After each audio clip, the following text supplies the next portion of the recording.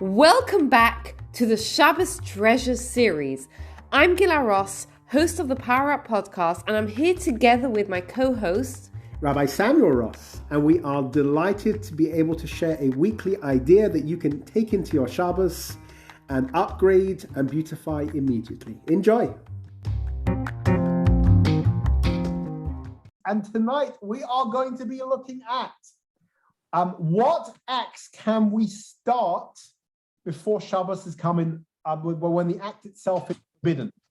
What do you mean? Why can't you do anything before Shabbos starts? Great question. So let's maybe look at a couple of examples. Again, the concept is something that you know is forbidden. On Shabbos, you wouldn't be allowed to do it. Come up with any example you want.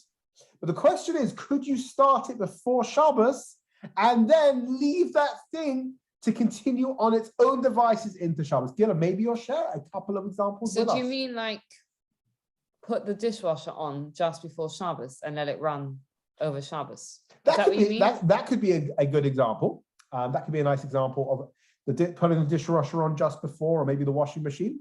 Do we have some other examples of things we could start before Shabbos? The slow cooker. Okay, great. So something like a slow cooker or a crock pot or something like that, because they're probably the same sort of thing. Yeah.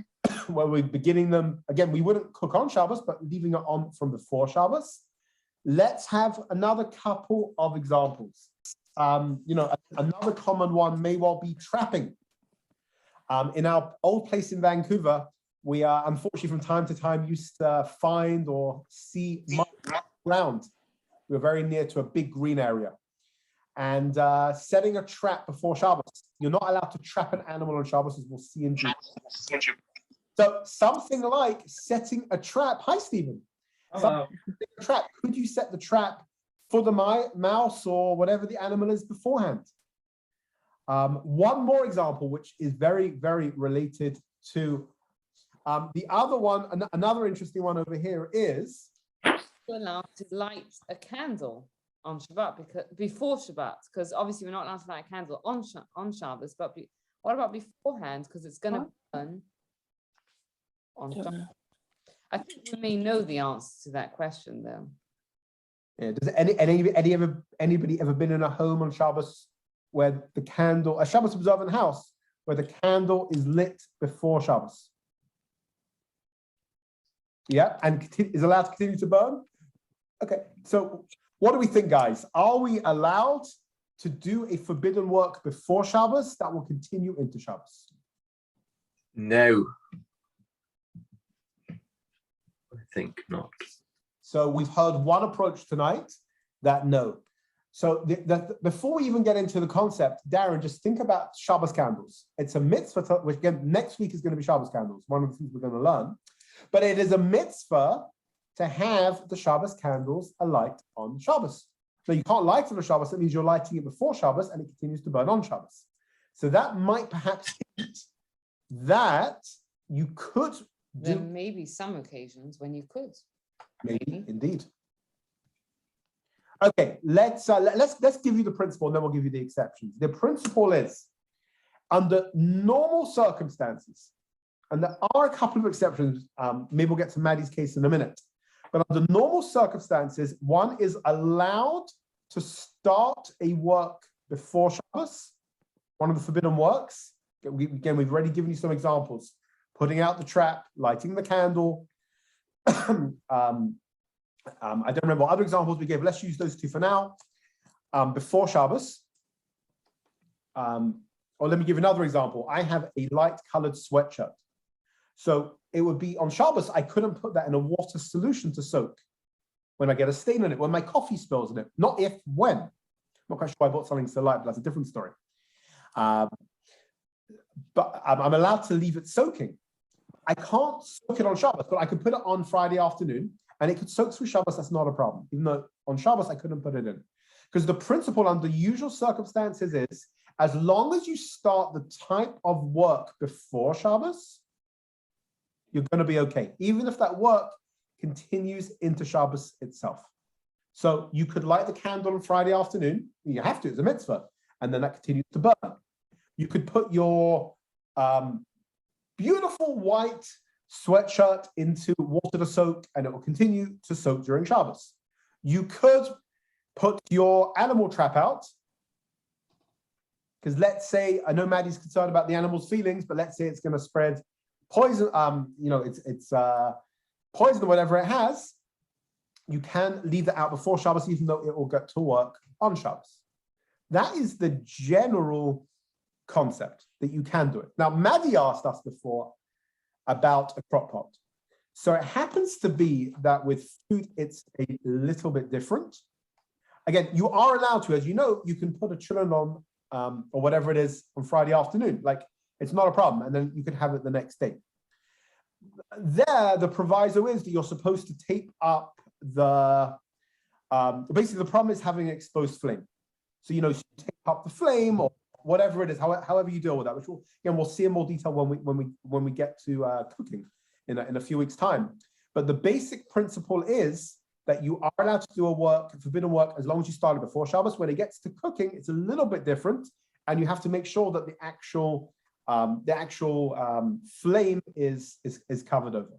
Okay, we're going to give you one or two other exceptions when you can't do it. Now, one of the questions I asked in the group before was about a TV. So what about, and I've had this question asked many times, leaving, there is going to be a big Leeds match on the Saturday afternoon. Can you set the radio on a time switch to come on? Could you leave a TV on to watch a game or a television show that night? You're not doing anything, eventually it might go off. What about, or Gilles' example, what was your example again?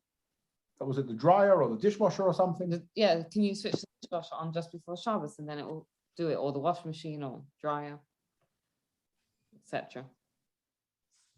Could you do that? What do you think, guys? What do you think about the TV example? What do you think about the dryer example? No. So you happen to be right, but this is the reason. There is a case brought down in Jewish law. It was actually speaking about a mill. This was the original source, and it makes a noise, and it's something which is, it's what's called in Hebrew zilzul Shabbos, takes away, detracts from Shabbos. And the rabbis put a prohibition on it in the same way they did on muksa or on things like that. They put on things that make a noise and are totally against the Shabbos spirit. It's not like some sort of stringency. They actually made it into a rabbinic prohibition. So something which is like big and noisy, whether it's a mill or whether it's a TV or whether it's a dryer or whether it's a washing machine or something like that, unfortunately is out. Even though you're putting it on before Shabbos, you would have to turn that off before Shabbos would come in.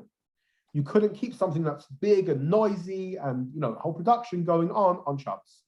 So what we've seen so far is you are allowed to start a forbidden type of work before Shabbos, even though it'll carry on Shabbos, unless, again, we got your example of the chillin, so you have to cover over the flame. And the other exception is where the work is noisy, leaving on a TV or a clothes dryer or something like that. One other exception, which is, well, let's discuss this case. And I'm sure this applies to you. This is applied to me in various different formats. Well, let me ask you, let's start from the most immediate way. What do you think about this, guys? So it's Shabbos finishes, what sort of time? About 5 o'clock now, right? Yeah. Right. So in where I used to live in Calgary, it's about, they're 7 hours behind us. So if it's 5 o'clock here, it's about 10 o'clock in the morning there. So we're not getting into calling a Jew right now. Would it be okay for me to contact, let's say, someone who's a non-Jew who's working on my behalf in Calgary, Canada? And I've had this question a number of times. I've got people who are working for me there, whatever it is. Obviously, people who are not Jewish. Can I contact them? In their time zone, it's still Shabbos. No, not if it's time zone. But the person I'm speaking is not Shabbos for me, and for them, it's not Shabbos. No, because you know that it is still Shabbos there. Right, but I'm saying, Rabbi, they're liking it. They're not liking it, Rabbi. So this one is actually the most lenient one. This one, it's only a problem when, and you'll see in a minute how practical it is. Only a problem when either the person you're speaking with is Jewish, and even if they're not observant, but you're making them break Shabbos, You'll see in a minute how relevant that is, let's say in Israel. You know, you listen to an Israeli radio show, which is still going on or going on to whatever it is, or speaking to somebody in Israel who's not Shabbos observer. So that is a problem, because that is already Shabbos for them, and you'll benefit. So the other exception is you can't benefit from a Jew whose Shabbos it is. So if you've got someone in Israel who's got a radio show, and you're living in England, who's 2 hours behind, or in the east coast of North America, that is 7 hours behind, you can't benefit from a Jew who's doing work. But if it's in a time zone that isn't Shabbos, so, you know, I'm calling Calgary, calling New York, but if someone is not Jewish, so that isn't an issue. And, you know, vice versa. Let's say, you know, your company sends you to New York, and, you know, you could send the fax to England when it's not Shabbos for you, even though the fax will arrive here. Again, granted, you don't want the person to, you know, to be dealing with it, but you could email or send the fax or whatever it is. That wouldn't be an issue. So again, we've seen 3 exceptions to the rule. You are allowed to start a forbidden type of work before Shabbos, even though parent Shabbos, unless, one, Maddie's example, you have the case of the exposed flame. So you cover over the flame, let's say on the children pot. The second example the second exception to the rule is something that's noisy, something that detracts from the spirit of Shabbos. And the third example is when you're benefiting from another Jew who has Shabbos in a different time zone. With the exception of those examples, it's not a problem to turn the water onto a lawn, you know, that will continue on Shabbos. You already turned it on before Shabbos, to set the mousetrap, etc., etc., etc. Okay. Yeah, I think we should ask them the other question that we hinted to before. So, what question was that? The other question that we hinted to before, the one about getting your letter with a first-class stamp. Oh, so can I mail a letter with a first-class stamp on a Friday? Because I know then it's going to get delivered on Saturday. Again, let's make the question simple. Let's Yeah, sure. Going to is not Jewish. Sure. No problem with that. So why do you say that? Because Why would it be a problem? Have you met Royal Mail? It won't get there the next day. Exactly. All right. Exactly. Am I allowed It'll take 3 days. Yeah. Am I allowed to mail it on Monday? Because then I know it's going to get delivered on the Saturday, right? Exactly. Yeah. so you know, in fairness, I'm going to say that let's say Royal Mail is inefficient for argument's sake. I'm sure they are, but let's say they're not. Where's it going? To somebody not Jewish? Somebody not Jewish, it's going to get there on the Saturday, even if you know it's not going to get there to Monday or Tuesday because they're inefficient. The point is, you're still asking, surely you're still asking a non-Jewish mailman to pick it up and to deal with it. Why is that okay? Because he's not Jewish. Okay, so now we're going to get back to our topic of asking a non-Jew to do work for us. The basic principle that we saw there was that you can't ask them to do a positive benefit. This is a positive benefit. They're taking the mail for you. It's only a negative, like an indirect benefit. You know, you're allowed to hint, turn off a light, hint, turn off noise. You can't ask them to do something. So again, so now we've got our Royal Mail. I have my Shabbos. Again, I'm starting the work before Shabbos. I'm sticking it in the mailbox, and I know that people who happen to be non-Jewish are going to deal with it on Shabbos. Why is that okay? It isn't. You're not asking them. It is okay because you're not asking them to do it. You are. You don't know who's going to be dealing with it. It's not a specific person. It's just a process which is happening. Yeah, very good, Richard. So it's interesting. Many years ago, before I really learned the laws of Shabbos, I remember I was in a city where the biggest rabbi in that city, 10 minutes before Shabbos, on his way to shul, I saw him posting a letter. It looked like he had a first-class stamp on, straight in the mailbox. And I realized then, I thought about the questions. Oh, why is that okay? You know, to get to the person. So I realized it was okay, and then I started researching why it was okay. So there are a number of reasons why it's okay. One of them is the one that I think what Richard's saying makes a lot of sense. That, you know, you're not asking him to do it right now. Like, you sort of don't care when he's doing it. You know, he can do it next week. He can do it tomorrow. You're not asking him specifically to do it. There is also another principle, which we never learned originally. It's a very complex principle, and it doesn't always apply. But let me give you the concept. The concept is that, again, this usually doesn't apply, but it applies in this case.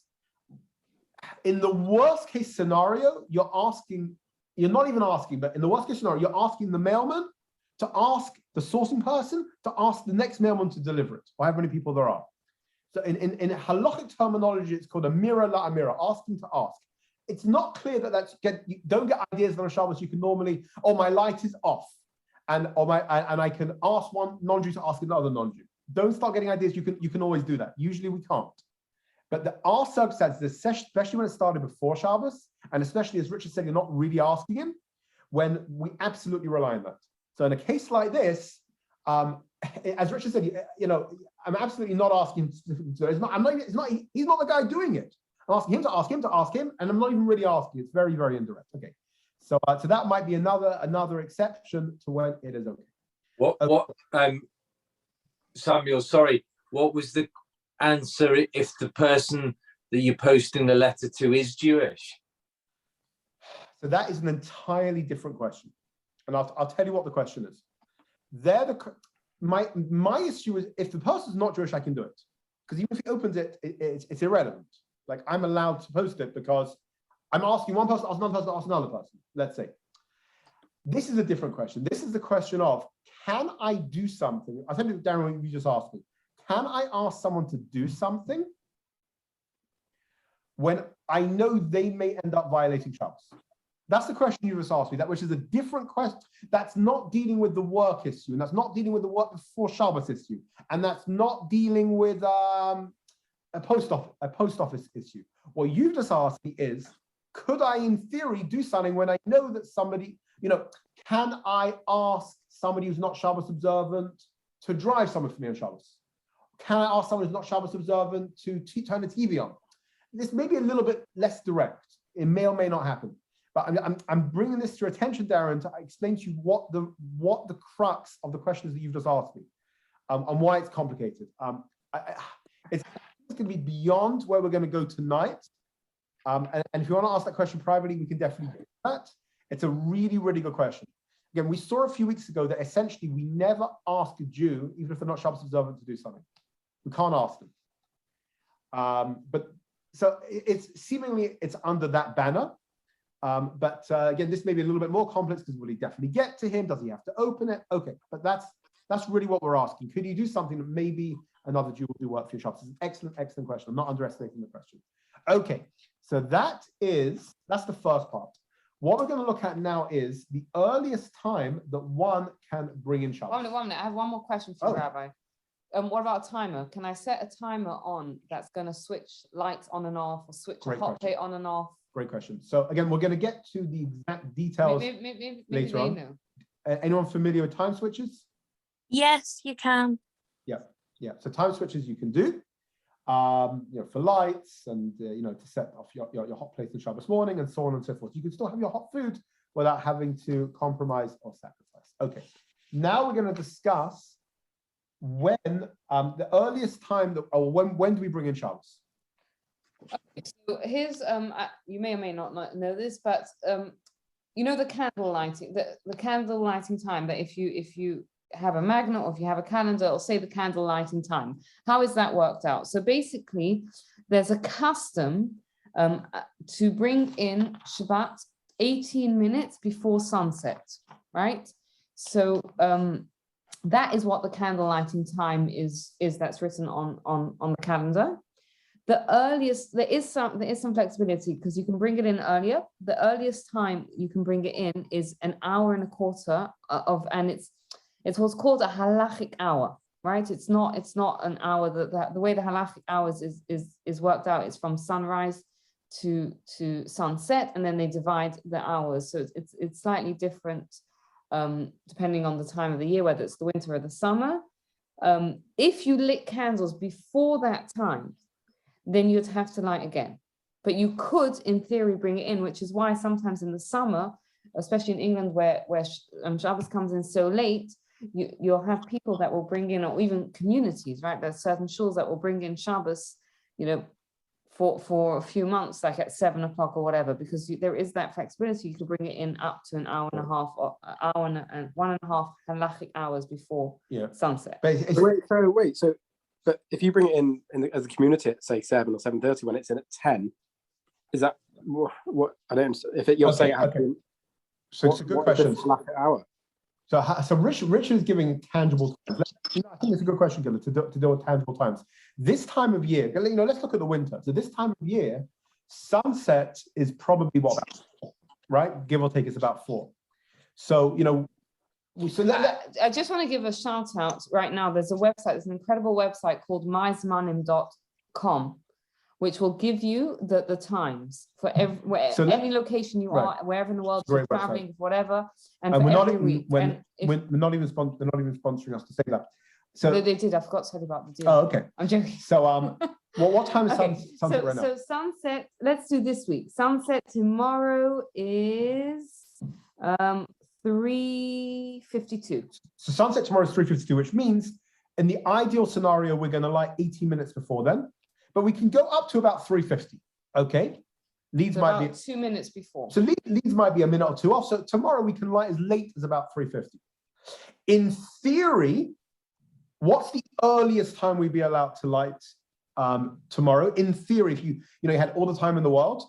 Is it an hour and a half before that time? So it is, it's an hour. It's 1.25 halachic hours before sunset, which tomorrow is at 3:03. So in theory. So in theory, candle lighting tomorrow is 3:37, but in theory, you've got between 3:04 and 3:50. So let me explain to you why that is. In the summer, you've got many light hours. So a halachic hour could be like an hour and a half. In the winter, it could be 40 minutes. So in theory, you could light as early tomorrow as, let's say, 3:05 or whatever time it is. If you lit before then, you'd have to light again. That still doesn't explain why in the summer you can. So now let's do all the summer. That comes in at 10. So let's do all the summer. In the summer, sunset, let's say, is at 9 o'clock or 9:30. Okay. The earliest time you are therefore allowed to light is 1.25 halachic hours before then, which could be an hour and 45 minutes or almost 2 hours in real hours before then, which means, and I think there is a lot of confusion on this. You cannot light before then. So people are having an early dinner with their families at 5 or 5:30 or 6:30 or even 7 in a place like Manchester or Gateshead or Calgary or Vancouver or any of these types of places. And you at that time in the summer, you are bringing in an early Shabbos. You could bring in an early Shabbos, but the earliest time you could do is a 1.25 halachic hours, which is like 1 hour 45 minutes that time of year before sunset, which is probably about 7:30. If you did it at 7 and you lit then, you haven't lit. You can't do it. You'd have to light again after that time. What the shuls work out is, I'll tell you how the shuls work it out. They will start davening mincha about a half an hour before that time. And by the time they get to the end of L'chad Doidi, it's bang on that time. Because that's when we bring in Shabbos. And then the concept is, in theory, the women can light at home at that same time. And then we can have the meal, 20 minutes after that or right then. But you can't light before them. It gets hard in these places like a Calgary or a Manchester. It's hard because this time of year, you can, in the summer, that time of year, you've got young kids, you can't light the candles or have the Shabbos meal. Again, you can have a meal, which is not a Shabbos meal, or have Hamoitzi or Kiddush or anything before about 7:30, 7:40. It doesn't work. You'd have to do it again. If you did it, you just have to do it again. But that's how they deal with the early Shabbos. They will start mincha and everything, because you can do mincha and Kabbalah Shabbos before then. You just can't start. You can't start mariv or light candles or make kiddush or whatever it is until that time.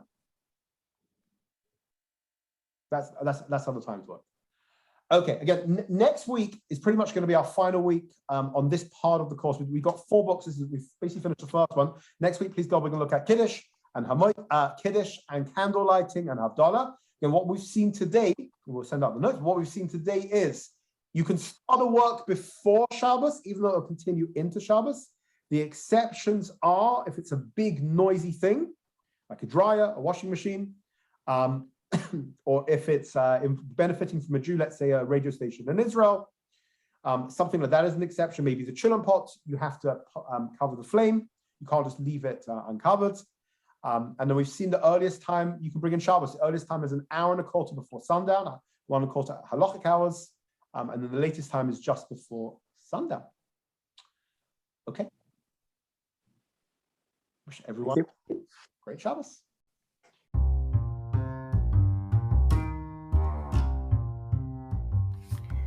Thank you so much for taking the time to listen. I'd love to hear your thoughts. You can get in touch with me. You can find me on Instagram it's Gila Ross. And please take a moment to rate, review, and subscribe to the podcast so you don't miss out. Thank you and have a wonderful day.